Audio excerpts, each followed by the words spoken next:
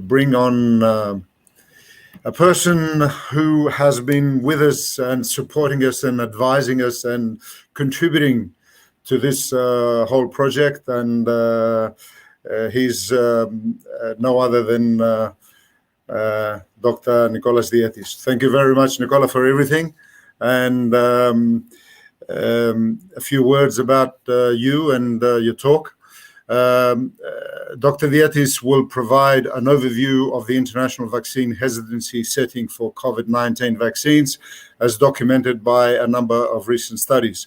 He will unpack the driving factors behind the development during the course of vaccination and discuss the impact that has on the course of the pandemic. At the end of the talk, Dr. Dietis will summarize the key proposed actions and strategies that can address the main drivers of vaccine hesitancy. And of course, a few words about Nicolas Dietis, who also has a very strong contact and relationship with Australia. He's an assistant professor of pharmacology, the head of experimental pharmacology laboratory, and the head of the zebrafish laboratory at the University of Cyprus Medical School. Previously, he worked for 3 years as lecturer in pharmacological sciences at the University of Tasmania School of Pharmacy. He's an active member of professional societies such as the British Pharmacological Society, BPS, the American Society for Pharmacology and Therapeutics, and the Association for Medical Education in Europe.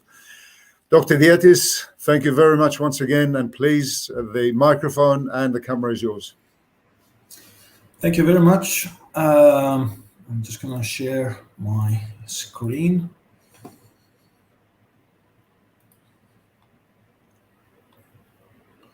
Okay, I'm not sure if you can see. Yes. The slides, perfect. So I'm just going to talk about vaccine hesitancy, but obviously this subject is very deep and it has a lot of extensions, social, psychological, even political extensions. And obviously I'm not going to be able to cover the whole status and the whole platform on vaccine hesitancy. But what I'm going to do is I'm going to describe just the key points about vaccine hesitancy. I'm going to describe where we are now in both countries, Australia and Cyprus, and really provide some food for thought in terms of strategies to reduce or even eliminate vaccine hesitancy. So a little bit about vaccine hesitancy as a concept and a definition. It's the delay of acceptance or refusal of vaccines despite the availability of vaccination services. And this is a definition adopted by WHO and the ECDC and other bodies. Now, the important thing about vaccine hesitancy in order to reach action is to actually follow these 3 steps, actually measure vaccine hesitancy, because we do know that it can be very variable between countries and even within countries. So measurement of this vaccine hesitancy, and obviously we do know that vaccine hesitancy also has variability depending on which vaccines we're talking about. So measurement of this vaccine hesitancy and then identifying the reasons behind this hesitancy with studies. And then obviously these 2 measures will provide some idea of what the action should be to address those issues. And of course, many countries have tried to follow that model. And obviously that model is based on data. So looking at just a very selected data from the literature, there is only a few papers in the literature that have described vaccine hesitancy globally. One paper is this one, looking at 19 different countries, talking to more than 13,000 people. And the key issues that came out from this study was the fact that it was about 28%, roughly 30% across the board, people of not willing to accept a COVID-19 vaccine, or they are neutral in general, depending on the topic of subject. So there is also a matter of willingness to accept a COVID vaccine if it will be mandated. And here we see a very, very big jump to 50%. So we do see here what's the response of people to mandates. And that's a very, very important issue when we're talking about strategies to mitigate vaccine hesitancy. Looking at most of the studies, one can recognize 4 different issues. First of all, vaccine hesitancy is a very serious problem, right? So it is a direct threat to public health. It will promote hospitalizations and even deaths in some cases, because people who are becoming vaccine hesitancy might also be people who are very vulnerable. The second common issue that most papers in the literature have addressed is the distinguishment between misinformation and disinformation. These are 2 different things.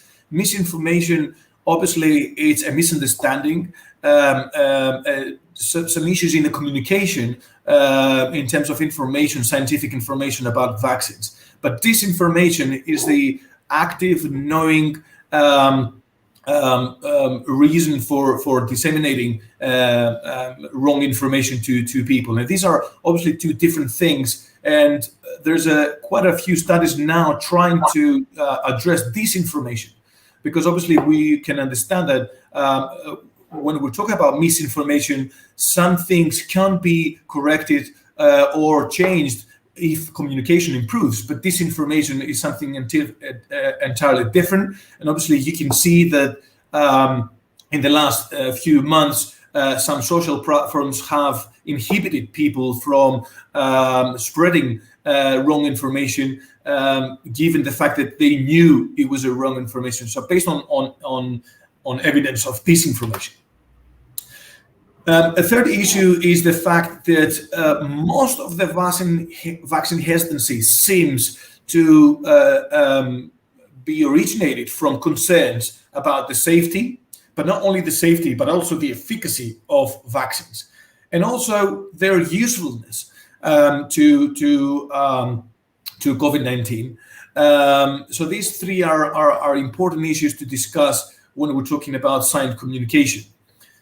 And the last but very important issue is the distrust and also the politicization of issues around COVID-19 vaccines. And this distrust is obviously has very deep roots into societies, into political systems, and it spurs from other events that have happened historically in this country. So these 4 issues around vaccine hesitancy have to be addressed independently. Now, before we talk about vaccine hesitancy in Cyprus, it's important to just see the vaccination status. Kostas have mentioned a few numbers. 66% of people in Cyprus are vaccinated, and this is very, very close, if not exactly the same as the European Union. So the vaccination has a trend of increasing per time, and obviously you can see that it has picked up around May, increasing its rate, but it's still growing, although a few models show the fact that it will flatten out in a few months. And looking at daily doses, you can see that the daily doses are continuously decreasing, which is normal if you think about increasing percentages of vaccinations, but it also provides an idea of how much vaccine hesitancy remains in the unvaccinated groups at the moment. And looking at vaccine hesitancy specifically in Cyprus, there's only a few studies, unfortunately, but these few studies are providing some good information. This is a very, very early study back in December 2020, so that was before vaccines being introduced in Cyprus and in Europe, looking at attitudes and acceptance among nurses and midwives. And obviously health care workers are a very important part of science communication as well. And that was the first signal of vaccine hesitancy in terms of studies in Cyprus, a very, very worrying percentage. 70% of nurses and midwives were describing themselves as vaccine hesitant. And that, again, that's before vaccines being introduced. That number has dropped significantly after vaccine introduction, but it's still very, very high among nurses and midwives. And some of the predictors of acceptance in terms of COVID-19 vaccines has been three things. First of all, it's the seasonal flu vaccination, the annual seasonal flu vaccination. So nurses that do perform this vaccination, accept this vaccination annually, have higher acceptance rates for COVID vaccines as well. Allowing the recommended vaccinations for healthcare professionals and also working in the private sector. These are the three predictors for that the study has identified for acceptance of COVID-19 vaccines. There is also another important study that again happened before vaccines being introduced in Cyprus, but it actually tried to compare Greece and Cyprus. And that's a very important paper because it actually it can provide you with information based on culture. You know, we know that the Greek culture and the Cypriot culture is very, very similar, if not identical, and differences in these in vaccine hesitancy between Cyprus and Greece in the healthcare personnel could provide you with deep information. What we see here is we see the intention to get vaccinated from healthcare personnel is very, very different in Greece and Cyprus, was different back in December 2020. So the intention to get vaccinated, it was only 35% in Cyprus, and that created a very big issue. And we also identified that through science communication with the public, the fact that doctors, not so much doctors, because in this percentage, it was more driven by nurses not being willing to vaccinate it, but it really resonated and reflected on the vaccine hesitancy of people. And as Kostas, I think, mentioned, it's very normal, and actually most people who before getting vaccinated, they ask their doctor, they have a personal relationship with their doctor, and if their doctor doesn't approve of a vaccination for themselves as well as for their patients, it's very difficult to overcome that. And of course, the primary reasons for not being vaccinated have been identified as the safety, of course, but the secondary reasons are very also interesting, because you can see that the vaccine efficacy, which is, you don't really see it in a lot of surveys, being a reason for not getting vaccinated, was quite high among healthcare personnel in Cyprus. 64% think that the vaccine won't work in terms of stopping this pandemic, and that's an issue, obviously, of scientific communication in terms of how vaccines work and what's the data that support vaccine efficacy for COVID-19 vaccines. There is also a very interesting study, very large study in terms not on participation, but in terms of widening participation. It's a study looking at the trust in authorities and looking at demographic factors in the general population. And that study was performed between March 20 and March 21. So it's really a year getting data. And that study provided some good insights.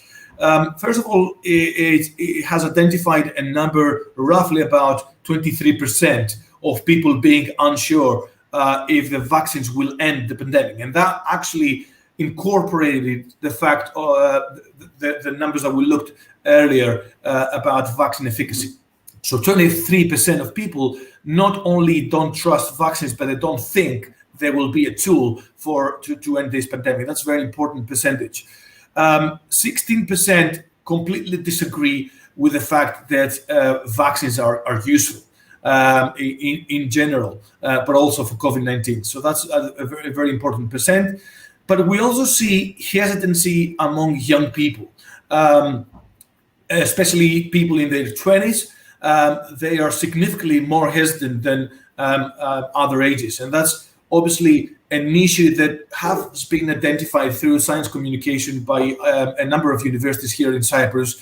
The fact that we have initiated the communication about vaccine efficacy and safety to our population based on vulnerability. That was the first issue. So we said, look, young people, you'll find in terms of COVID-19, but older people are vulnerable. We need to protect them. And that has been absorbed into young people's consciousness, it seems. And it's very difficult now to convince them to get vaccinated since they don't think they have an issue with COVID-19. And of course, some of the factors that can predict vaccine hesitancy, and we can see that internationally as well, is lower education level, also income is another predictor. Now, looking similarly, vaccinations in Australia. Of course, Australia had a slower rollout in the beginning of vaccines availability. Around 60% of people are vaccinated, but there is a smaller percentage in terms of a second dose. And it's important to look at second doses when you're looking at vaccination coverage, because we know that for the Delta variant, the second dose is very, very important in terms of protection. But we see a continuously increasing trend in vaccinations in people fully vaccinated. The curve hasn't flattened yet, which is a very, very good sign, which means that there's quite a way to go to cover the rest of the population. And obviously that also is being reflected to daily doses. So daily doses also go up in Australia. So there is a very, very good chance that we will reach in Australia the targets of 80%. But looking at hesitancy in Australia, fortunately, there's more data than Cyprus. And this is data from our World in Data, which is they get data from the Imperial College London.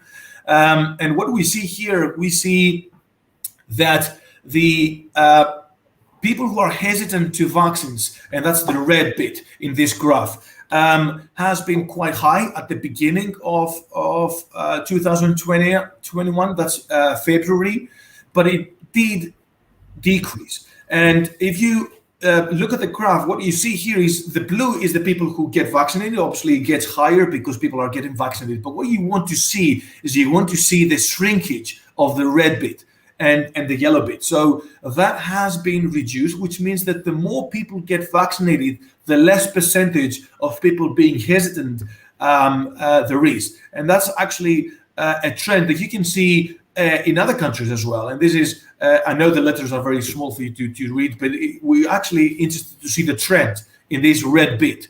And you can see there's quite a difference between countries, right? So you see France is following Australia in this trend. The red bit, the people who are absolutely very strict in being hesitant, has been shrinking as we go, but we don't see the same thing in England, in the UK. In the UK, it's a little bit steady, and that's a matter of concern as well. And you see various other versions in other countries. Of course, South Korea has very smaller ratio of people getting vaccinated, but you do see in South Korea the fact that you had people who were a bit uncertain. Actually, more people were uncertain than people who are completely hesitant to be vaccinated. That actually shrank quite a lot when vaccinations increase.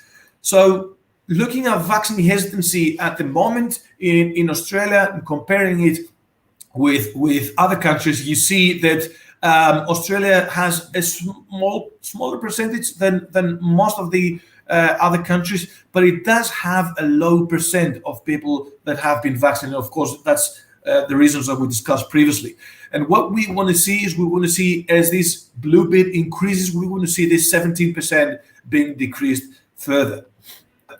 Now, vaccine hesitancy in Australia has fallen, mostly among 18 to 44-year-olds and above 65, but it has remained stable in the middle-aged group, and that's a very informed.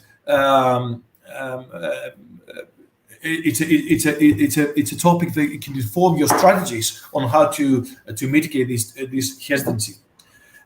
We don't see any gender differences, although we do have data that in Australia that show that women used to be more hesitant in the past for other vaccines.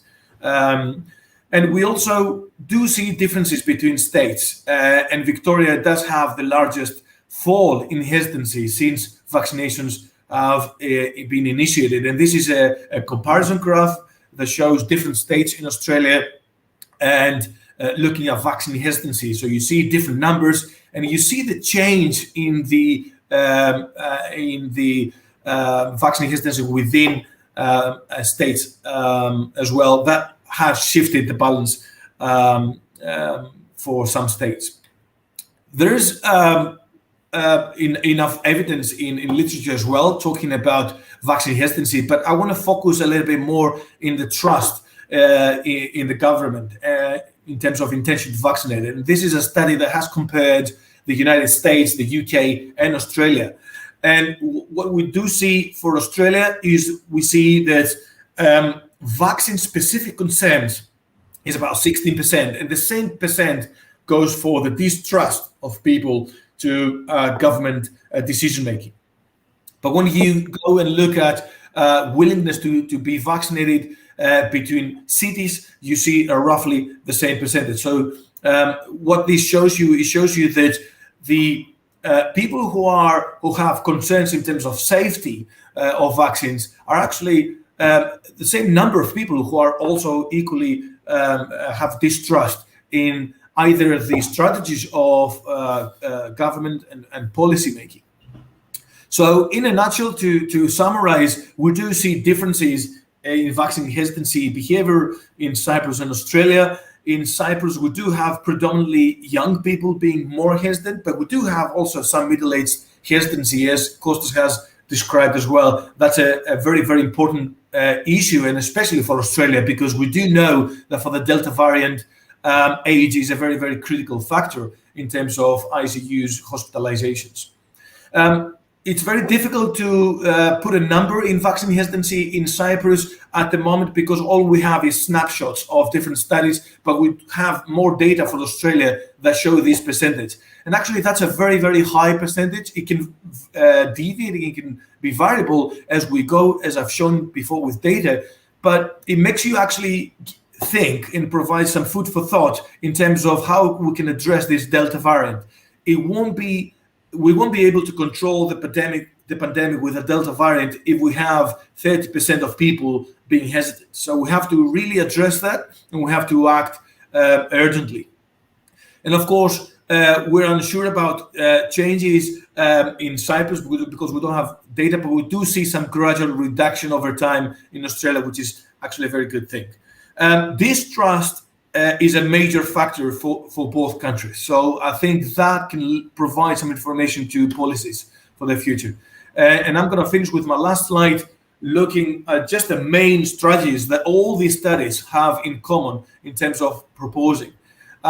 So we need to have a direct communication to people with their concerns and misconceptions. We need to address historic issues about distrust. There are specific communities in our countries that have particularly higher distrust in general in the government policies, and we have to address that. And I've heard Professor McIntyre, who in CNN yesterday, who wrote a book about how to talk to hesitant people, and he said that one way to build trust is to allow people that are within those communities to communicate things about vaccines to these people. So that's some food for thought in terms of strategy. Being sensitive about religious and philosophical beliefs, and that's particularly important for Cyprus because we do know that there are many people who are very strict in their religious beliefs in terms of COVID-19 vaccines. That's an issue, and we've seen that this percentage hasn't really decreased, although the head of the church has communicated the fact to the believers that COVID-19 vaccines are safe, effective. We need to follow the health rules and proposals. We need to engage formal and informal opinion leaders. That's also a part of the trusting issue. We need to engage local trusted leaders with community discussions. Of course, communication is a big part in reducing vaccine hesitancy. Clear communication, consistent communication by the government and by the policymakers towards vaccines. And of course, evidence-based communication. This has proven to be effective for misinformation, but obviously it's an issue for disinformation. That's all for me. Thank you very much. Thank you very much, Nicholas. And the last speaker will be